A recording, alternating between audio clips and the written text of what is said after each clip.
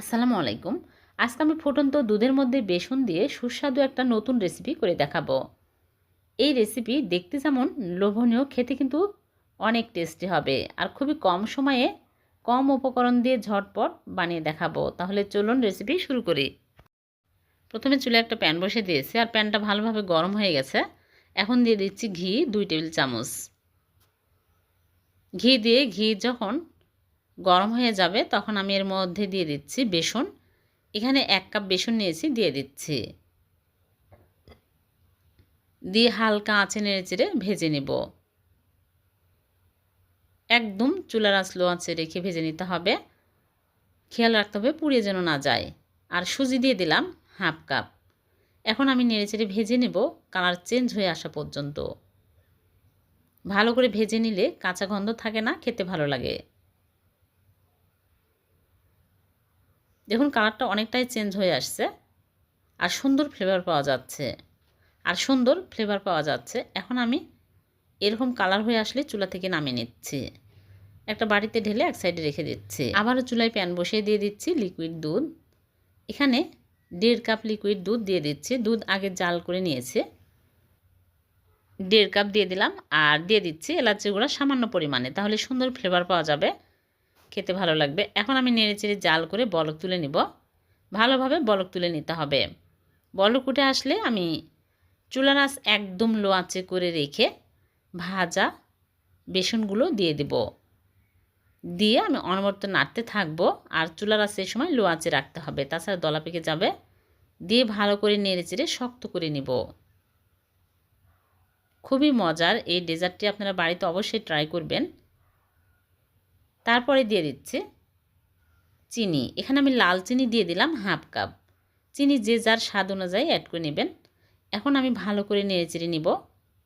চিনি দেওয়ার পরে দেখবেন একটু নরম হয়ে আসবে, চিনির পানি ছেড়ে আসবে। ভালো করে নেড়েচেড়ে শক্ত করে নিতে হবে। আরও টেস্টি করার জন্য আমি এর মধ্যে দিয়ে দিচ্ছি বাদাম। এখানে চীনা বাদাম আমি শুকনা তাওয়ায় ভেজে গুঁড়া করে দিয়ে দিলাম 2 টেবিল চামচ। তাহলে খেতে লাগলে দাঁতের নিচে পড়লে আরও বেশি টেস্টি হবে, খেতে ভালো লাগবে। এখন আমি আরেকটু নেড়েচেড়ে শক্ত করে নেব। দেখুন অনেক সুন্দর কালার আসছে। এরকম করে বেসন আর সুজি দিয়ে ডেজার্ট বানিয়ে দেখবেন, সবাই অনেক পছন্দ করবে। শক্ত হয়ে আসছে। এখন চুলা থেকে নামিয়ে সাথে সাথে আমি মোল্ডে ঢেলে নিচ্ছি। মোল্ডে আমি ঘি ব্রাশ করে নিয়েছি। যে কোনো পাত্রেই সেট করতে পারবেন। এখন আমি ভালো করে চেপে চেপে সমান করে দিব। তারপর নরমাল ফ্রিজে রেখে দিচ্ছি। আধা ঘন্টা পর ঠান্ডা হলে বের করে নিয়ে আসলাম। এখন আমি ফয়েল পেপার খুলে ফেলে দিচ্ছি, দিয়ে কেটে আপনাদেরকে দেখাচ্ছি কত মজার হয়েছে।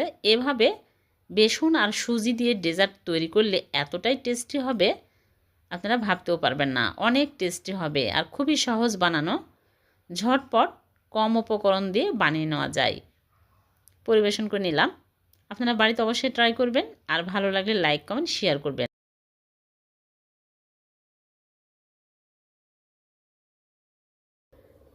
আজকে আমি ডিম দিয়ে ভীষণ টেস্টি করে একটা ডেজার্ট বানিয়ে দেখাবো। ঝটপট কোনো ডেজার্ট খেতে চাইলে মাত্র 10 মিনিটে এই ডেজার্ট বানিয়ে খেতে পারবেন। খুবই সহজ আর খুবই মজার। তাহলে চলুন রেসিপি শুরু করি। প্রথমে একটা বাটিতে নিয়ে নিচ্ছি ডিম। এখানে আমি বড় সাইজের নর্মাল তাপমাত্রা থাকা 3টা ডিম ভেঙে নিচ্ছি। ডিম কিন্তু নর্মাল তাপমাত্রার হতে হবে।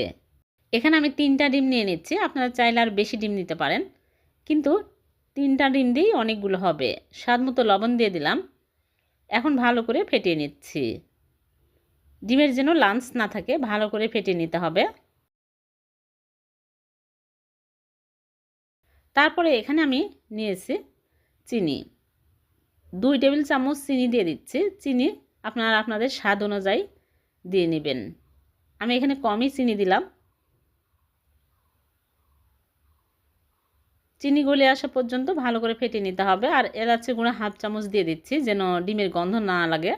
আপনারা চাইলে এলাচের গুঁড়ার পরিবর্তে ভ্যানিলা এসেন্স দিতে পারেন, লেবুর রসও দিতে পারবেন। যেটা হাতের কাছে থাকবে সেটাই দিয়ে দিবেন। আর এখানে লিকুইড দুধ 1 কাপ দিয়ে দিচ্ছি। আমি 2 কাপ দুধ জাল করে 1 কাপ করে নিয়েছি। ঠান্ডা দুধ দিতে হবে। ঘন দুধ দিবেন, তাহলে খেতে আরও বেশি টেস্টি হবে। ভালো করে মিক্স করে নিয়েছি। এখন আমি একটা বাটিতে ঘি ব্রাশ করে নিয়েছি, সিরামিকের বাটি নিয়েছি। এখন এই বাটিতে ছাঁকনি দিয়ে সেঁকে নিচ্ছি যেন লাঞ্চ না থাকে, ভালো করে সেঁকে নিতে হবে। এখন আমি চুলায় একটা প্যান বসিয়ে পরিমাণ মতো পানি দিয়ে একটা স্ট্যান্ড বসিয়ে দিয়েছি, আর পানি বলক উঠে গেছে। বলকের উপরে আমি এই বাটি বসিয়ে দিচ্ছি, দিয়ে আমি চুলার আঁচ একদম লো আঁচে করে ঢেকে রাখবো 20 থেকে 25 মিনিট। এক এক চুলার আঁচ এক এক রকম, কম বেশি লাগতে পারে। ঢেকে রেখে দিচ্ছি 25 মিনিট। 25 মিনিট পর আমি ঢাকনা খুলে চেক করে দেখব হয়েছে কি না। যদি না হয় তাহলে আরও কিছুক্ষণ রেখে দিবেন, আর যদি হয় তাহলে চুলা থেকে নামিয়ে নিতে হবে। কাঠিতে চেক করে দেখলাম হয়ে গেছে, 25 মিনিটই হয়ে যাবে। আর যদি বড় বাটি হয় তাহলে একটু সময় বেশি লাগতে পারে। এখন আমি চুলা থেকে নামিয়ে 10 মিনিট রেখে দেব। 10 মিনিট পর নরমাল ফ্রিজে রেখে দিচ্ছি। ঠান্ডা হওয়ার পরে আমি বের করে নিয়ে আসলাম। এখন সাইড দিয়ে এইরকম করে কেটে নিচ্ছি, তাহলে খুব সহজে মোল্ড আউট হবে। যে কোনো পাত্রে কিন্তু সেট করতে পারবেন। এখন আমি মোল্ড আউট করে নিচ্ছি। মোল্ড আউট করে উপর দিয়ে আমি গুঁড়া দুধ ছিটিয়ে দিলাম আরও টেস্টি হওয়ার জন্য। হয়ে গেল 3টা ডিম দিয়ে ভীষণ মজার পুডিং। আমি এখন কেটে দেখাচ্ছি। ইফতারিতে এই পুডিং রাখতে পারবেন, স্বাস্থ্যসম্মত, খেতে কিন্তু দারুণ টেস্টি হয়। ছোট বড় সবাই অনেক পছন্দ করবে, খেতে অনেক সুস্বাদু। কম সময়ে ঝটপট এই পুডিং বানিয়ে নেওয়া যায়। ভিডিওটি যদি ভালো লেগে থাকে লাইক কমেন্ট শেয়ার করতে ভুলবেন না।